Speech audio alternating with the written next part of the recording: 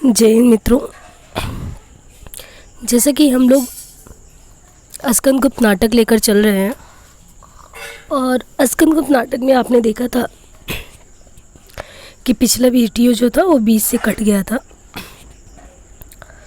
तो हो क्या रहा था, ये लोग सारे लोग मिलके आप देख रहे थे कि जो बड़ी रानी है, यानी बड़ी रानी मतलब देवकी जो है, उनकी माँ स्कंदगुप्त की माता जी को ये मारने का पूरा एक अच्छा खासा ये लोग षड्यंत्र रच रहे थे। उसमें आपने देखा था कि प्रपंच बुद्धि है उनका साथ लेके, है ना, वो जादू टोना ऐसे तांत्रिक थोड़े से प्रकार के, तो वो उनका ये साथ लेकर जो छोटी वाली है यानी जो पुरुगुप्त की माँ अनंत देवी, ये लोग प्रयास कर रहे थे, षड्यंत्र रच रहे थे। तो उसी में जो दरबारी था, दरबार का मतलब वो एक तरीके से प्रहरी था सर्वनाग, तो सर्वनाग को कन्विंस कर रहे थे कि हत्या तुम्ही को करना है। तो ये पूरी तरीके से इनका यही था कि किसी तरीके से उसको कन्विंस करें। लेकिन सर्वनाग को भी आप देख रहे थे तो उसने कहा कि इतना निकृष्टतम काम मैं नहीं करने वाला हूँ। तो उन लोगों ने उसको अच्छे खासे प्रलोभन दिया कि नहीं, मतलब ये इतना भी मतलब ये गिरा हुआ काम नहीं है, अगर तुम करोगे नहीं तो फिर तुम्हें ही मरना पड़ेगा। तो ये चीज़ उसको भट्टार कहते हैं कि सावधान सर्व, अगर तुम ये नहीं कर पाओगे तो फिर निकल जाओ, मरो या जाओ, कुछ नहीं मतलब है। फिर प्रपंच बुद्धि कहता है ठहरो भट्टार, मुझे पूछने दो। तो कहता है क्यों सर्व, तुमने जो अस्वीकार किया वो क्यों पाप समझकर अस्वीकार कर दिया क्या? तो वो अपनी तरफ से कहता अवश्य बिल्कुल, वो चीज़ तो पाप ही है, मैंने पाप समझकर ही अस्वीकार किया है। तो प्रपंच बुद्धि कहता है देखो, तुम किसी कर्म को पाप नहीं कह सकते, मतलब कि महारानी को मारना भी एक तरीके से वो कर्म है तुम्हारा, और वो कर्म है, तुम किसी कर्म को पाप नहीं कह सकते। वो अपने नग्न रूप में पूर्ण है, पवित्र है, संसार ही युद्ध क्षेत्र है, इसमें पराजित होकर शस्त्र अर्पण करके जीने से क्या लाभ? तुम युद्ध में हत्या करना धर्म समझते हो, परंतु दूसरे स्थल पर वो अधर्म है।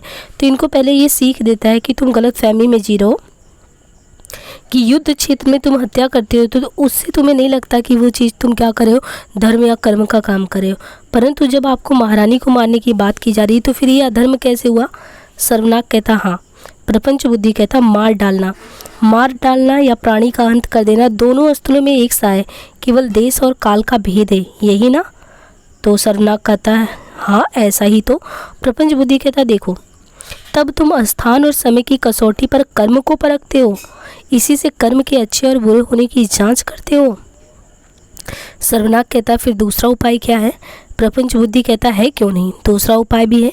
हम कर्म की जांच परिणाम से करते हैं, यानी हम क्या करते हैं, कर्म की जांच परिणाम से। जैसे आपने कि कोई भी प्रिपरेशन की और कोई टारगेट रखा और टारगेट के अकॉर्डिंग अगर आप उसमें सफल नहीं हुए तो सफलता एक निर्धारक हो जाता है आपका परिणाम, यानी कर्म जो आप कर्म कर रहे हो, कर्म में आपको कितने प्रतिशत सफलता मिली, परिणाम के आधार पे हम मूल्यांकन करते हैं।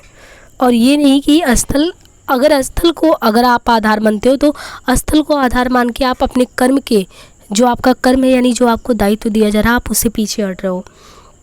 तो प्रपंच बुद्धि कहता है क्यों नहीं, हम कर्म की जांच परिणाम से करते हैं और यही उद्देश्य तुम्हारे स्थान और समय वाली जांच का होगा। सर्वनाग कहता है परंतु जिसके भावी परिणाम को अभी तुम देख ना सके, उसके बल पर तुम कैसे पूर्व कर्म कर सकते हो? प्रपंच बुद्धि आशा पर, मतलब कि एक उम्मीद है जो सृष्टि का रहस्य है, आओ इसका एक प्रत्यक्ष उदाहरण देकर देखें। मदिरा का वो पात्र भरता है, स्वयं पीकर सबको पिलाता है, बार बार ऐसा ही करता है। प्रपंच बुद्धि क्यों, कैसी कड़वी थी? सर्वनाग हृदय तक लकीर खींच गई। भट्टार्क परंतु अब तो एक आनंद का स्रोत हृदय में बहने लगा है। सर्वनाग मैं नाचूं क्या? उठना चाहता है प्रपंच बुद्धि, ठहरो मेरे साथ। उठकर दोनों नाचते हैं, अकस्मात लड़खड़ा कर प्रपंच बुद्धि गिर जाता है, उसको चोट लग जाती है। भट्टार्क कहता अरे अरे, संभल कर उठता है। प्रपंच बुद्धि कुछ चिंता नहीं सर्वनाग, बड़ी चोट आई। प्रपंच बुद्धि परंतु परिणाम अच्छा हुआ, तुम लोगों पर विपत्ति आने वाली थी। भट्टार्क वो टल गई क्या? आश्चर्य से देखता है। सर्वनाग क्यों सेनापति, टल गई क्या? प्रपंच बुद्धि उसी विपत्ति का निवारण करने के लिए मैंने ये कष्ट सहा। मैं तुम लोगों के भूत भविष्य और वर्तमान का नियामक, रक्षक और दृष्टा हूँ। जाओ अब तुम निर्भय हो। भट्टार्क धन्यवाद गुरुदेव। भट्टार्क तो बहुत ही, क्योंकि भैया वो अनंत देवी पकड़ के लेके आई हैं, वो भी चापलूसी है, उनका ही महाबलाधिकृत है तो चापलूसी करेगा ही। सर्वनाग को आश्चर्य होता है कि भैया ये गिर पड़ गए, इनसे हमारा क्या फ़ायदा हो गया इनके गिरने से। भट्टार्क, शंका ना करो श्रद्धा ना करो, शंका ना करो श्रद्धा करो, श्रद्धा का फल मिलेगा। सर्व, अब भी तुम विश्वास नहीं करते। सर्वनाग, करता हूँ, जो आज्ञा होगी वही करूँगा। प्रपंच बुद्धि, अच्छी बात है, चलो। सब जाते हैं, धातुसेन का प्रवेश होता है। धातुशान, धातुसेन कहता है मैं अभी यहीं रह गया, सिंघल नहीं गया। इस रहस्यपूर्ण अभिनय को देखने की, मतलब जो अभिनय हो रहा है उसको देखने की इच्छा बलवती हुई, परंतु मुदगल तो अभी आया नहीं, यहाँ तो आने को था। मुदगल, मुदगल समीप से देखते हुए, क्यों भैया, तुम ही धातुसेन हो क्या? धातुसेन पहचानता नहीं है, हंसकर। मुदगल, किसी को धातु पहचानना बड़ा असाधारण काम है, तुम किस धातु के हो? धातुसेन, तो इनके बीच थोड़ा सा हंसी ठठा के, ये पहले भी मिल चुके हैं, अभी भी मिल रहे हैं। धातुसेन, भाई सोना अत्यंत घन होता है, बहुत शीघ्र गर्म होता है और हवा लग जाने से शीतल भी हो जाता है, मूल्य भी बहुत लगता है, इतने पर भी सिर पर बोझ सा रहता है। मैं सोना नहीं हूँ, क्योंकि उसकी रक्षा के लिए भी एक धातु की आवश्यकता होती, वो है लोहा।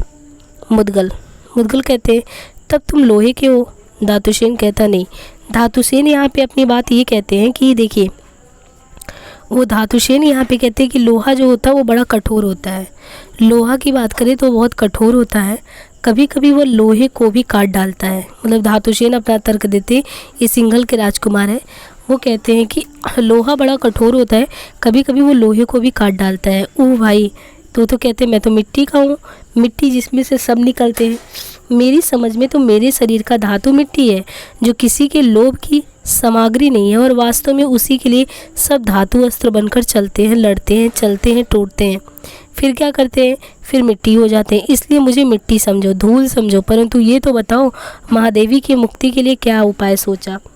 तो धातुसेन कहते हैं कि महादेवी को ये लोग तो खा रहे हैं, है ना, तो उनकी मुक्ति के लिए आप क्या उपाय सोचे हो? तो मुदगल कहते हैं मुक्ति का उपाय, अरे ब्राह्मण की मुक्ति भोजन करते हुए मरने में है, बनियों की दीवालों की चोट से गिर जाने में, और शूद्रों की, हम तीनों की ठोकरों से मुक्ति ही मुक्ति है। महादेवी तो छत्राणी है, संभवतः उनकी मुक्ति शस्त्र से होगी। धातुसेन, तुमने ठीक सोचा, आज अर्धरात्रि में कारागार में। मुदगल, कुछ चिंता नहीं, चलो युवराज आ गए हैं। धातुसेन, क्योंकि अब ये लोग आ गए हैं, दो राजकुमार भी आ गए हैं। धातुसेन, मैं भी प्रस्तुत रहूँगा। दोनों का प्रस्थान होता है। अब तीसरा है कि ये लोग तैयारी कर चुके हैं, उनको देवी को, महारानी जो है उनको मारने की तैयारी भी हो चुकी है। उधर स्कंदगुप्त भी छुट्टी पा गए हैं, वो भी आ गए हैं लगभग। अब दृश्य तीसरा है कि देवकी यानी महारानी का जो है, देवकी का राजमंदिर, उसका बाहरी भाग, मंदिरोन्मत्त सर्वनाग का प्रवेश। अब मदिरा उसको खूब पिला दिए थे सर्वनाग को, वो पहले ना कर रहा था, अभी उसको इतना मदिरा पिला दिया कि वो हाँ करने लगा। अब वो एंट्री करता है सर्वनाग, कहते हैं कादम्ब कामनी कंचन वड़माला के पहले अक्षर करना होगा, इन्हीं के लिए कर्म करना होगा। मनुष्य को यदि इन का वर्गों की चाट नहीं तो कर्म क्यों करे? कर्म में एक कु और जोड़ दे तो अच्छी वर्ण मैत्री होगी। लड़खड़ाते हुए कादम, ओह प्यास, प्याले में मदिरा उड़ेलता है। लाल, ये क्या रक्त, कैसी भीषण कमनीयता है। लाल मदिरा, लाल नेत्रों से लाल लाल रक्त देखना चाहते हैं। किसका? एक प्राणी का, जिसके कोमल मांस में रक्त मिला हो। अरे रे नहीं, दुर्बल नारी, ओह ये तेरी दुर्बलता, चल अपना काम देख, सामने सोने का संसार खड़ा है। रामा, अब रामा इसकी पत्नी उतने में प्रवेश करती, क्योंकि आज वो गई नहीं है, वो आज यहीं पे थी महारानी की सुरक्षा में। वो प्रवेश करती है और देखती तो कहती क्या है, पामर सोने की लंका राख हो गई। सर्वनाग, उससे मतलब सर्वनाग होता है जो, उसमें मदिरा न रही होगी सुंदरी। रामा, मदिरा का समुद्र उफन रहा था, मदिरा समुद्र के तट पर ही तो लंका बसी थी। सर्वनाग, तब उसमें तुम जैसी कोई कामनी नहीं रहेगी। तुम कौन, स्वर्ग की अप्सरा या स्वप्न की चुड़ैल? रामा कहती, देखो स्त्री को देखते ही ढिलमिल हुए, आंखें फाड़ कर देखते हैं जैसे खा जाएंगे। मैं कोई हूँ? सर्वनाग कहता, हाँ सुंदरी, ये तुम्हारा ही दोष है। तुम लोगों का वेश विन्यास, आंखों की लुकाचोरी, अंगों का सिमटना, चलने में एक तृणा, एक कौतूहल, पुकार कर टोक कर कहते, हमें देखो, क्या करें, हम देखते ही बनता है। रामा कहती, दुर्वृत्त मद्यप, तू अपनी स्त्री को भी नहीं पहचानता, पर स्त्री समझकर उसे तू छेड़ रहा है, क्योंकि वो इतना पिया होता है, मद्यपान किया होता है, तो उसे कुछ समझ नहीं आता। सर्वनाग कहता है, संभल कर, अरे ओह मेरी रामा, तुम हो? रामा कहती, हाँ मैं ही हूँ। सर्वनाग हंसकर, तभी तो मैं तुमको जानकर ही बोला, नहीं भला मैं किसी स्त्री से ऐसे कैसे बोलता। जीभ निकाल कर कान पकड़ता है। रामा, अच्छा ये तो बताओ, कादम पीना कहाँ से तुम सीख लिए और ये क्या बकते चल रहे हो। सर्वनाग कहता, अरे प्रिया, तुमसे ना कहूँगा तो किससे कहूँगा, सुनो। रामा कहती है, हाँ हाँ कहो, क्या बात है। सर्वनाग कहता है, निकट जाकर तुमको रानी बनाऊँगा। रामा चौंक कर कहती, क्या। सर्वनाग कहता है, और निकट जाकर तुम्हें सोने से लाद दूंगा। रामा कहती, किस तरह। सर्वनाग कहता, वो भी बतला दूँ। तुम नित्य कहती हो कि तू निकम्मा है, पदार्थ है, कुछ नहीं है, तो मैं कुछ कर दिखाना चाहता हूँ। रामा कहती है, अरे कहो भी। सर्वनाग कहता है, वह पीछे बताऊंगा, आज तुम महादेवी के बंदी गृह में ना जाना, समझा ना। तो उसको कहती है कि देखो, डेली तुम उन्हीं के पास रहती हो, आज उधर मत जाना। तो रामा उत्सुकता से पूछती, क्यों नहीं जाएंगे उधर। सर्वनाग कहता है, सोना लेना है ना, मान लेना है तो ऐसा ही करना, क्योंकि आज वहाँ जो कांड होने वाला है ना, उसको तुम नहीं देख पाओगी। तो अभी इसी स्थान से लौट जाओ। रामा डरती हुई, क्या करोगी तुम। पिशाच की दुष्कामना से भी भयानक दिखाई देते हो तुम, क्या करोगे बोलो। उसको समझ में आ जाता है कि ये पिया है और इनको ज़रूर किसी ने बहकाया होगा। सर्वनाग कहता है, मद्यपान करता हुआ हत्या, थोड़ी सी मदिरा दे, शीघ्र दे, नहीं तो छुरा भोग दूंगा। ओह, मेरा नशा उखड़ा जा रहा है। रामा समझ गई कि ये पक्का मारने वाला यही है। रामा कहती है, आज तुम्हें क्या हो गया मेरे स्वामी। तो उसको लगता है कि सर्वनाग तो ऐसा करने वाला नहीं है, लेकिन आज इसको सर्वनाग ऐसे क्यों कह रहा है। सर्वनाग कहता है कि अभी मैं तेरा कुछ नहीं हूँ, सोना मिलने से सब हो जाऊँगा, इसी का उद्योग कर रहा हूँ। इधर उधर देखकर बगल से सुराही निकाल कर पीने लगता है। रामा कहती, अब बात समझ में आई मुझे। कहती, ओ मैं समझ गई, तूने बेच दिया, पिशाच के हाथ तूने अपने को बेच दिया। आहा, ऐसे सुंदर, ऐसा मनुष्य चित मन, कोड़ी के मोल बेच दिया तुमने। लोभवश मनुष्य से पशु हो गया, यानी लोभ में आके तुम मनुष्य से पशु आ गए, रक्त पिपासु हो गए। क्रूर कर्म मनुष्य कृतज्ञता की कीच का कीड़ा, नरक की दुर्गंध, तेरी इच्छा कदापि पूर्ण नहीं होने दूंगी। मेरे रक्त के प्रत्येक परमाणु में जिस कृपा की शक्ति, उसके स्नेह का आकर्षण, उसके प्रतिकूल आचरण, और मेरा पति तो क्या स्वयं ईश्वर भी होना तो भी मैं नहीं करने दूंगी।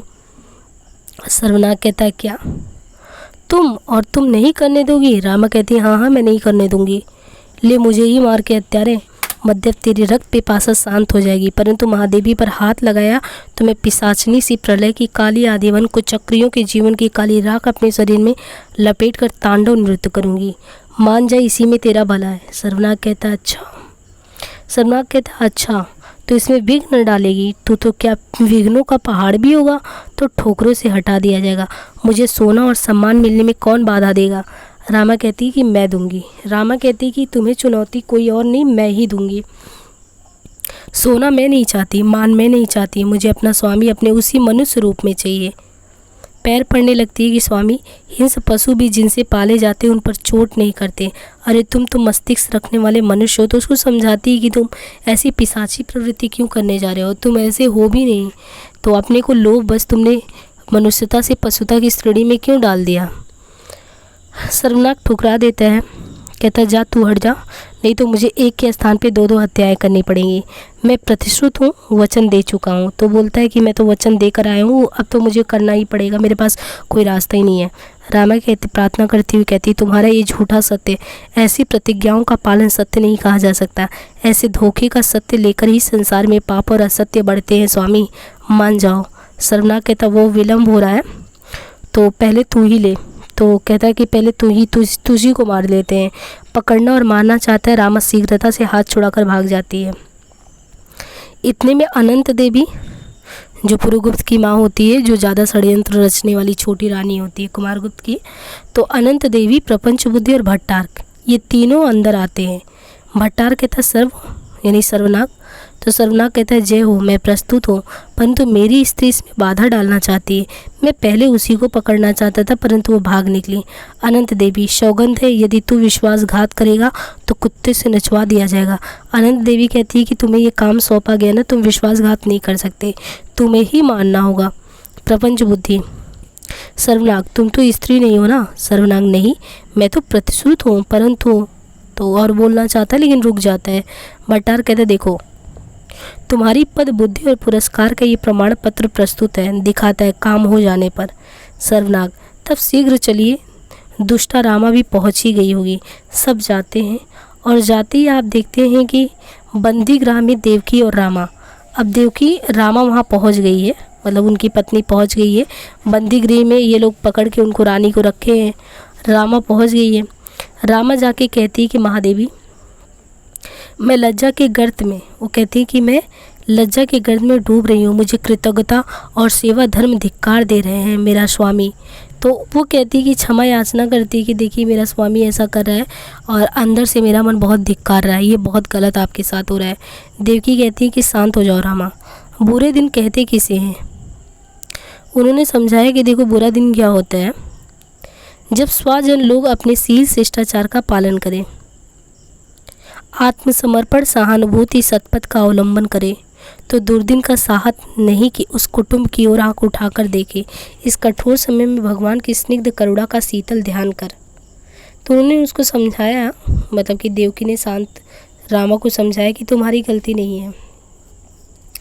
रामा कहती महादेवी परंतु आपकी क्या दशा होगी। देवकी कहती है मेरी दशा, मेरी लाज का बोझ उसी पर है जिसने वचन दिया है, जिस विपद भंजन की असीम दया अपना स्निग्ध अंचल सब दुखियों के आंसू पोंछने के लिए सदैव हाथ में लिए रहती है। रामा कहती परंतु उसने पिशाच का प्रतिनिधित्व ग्रहण कर लिया है।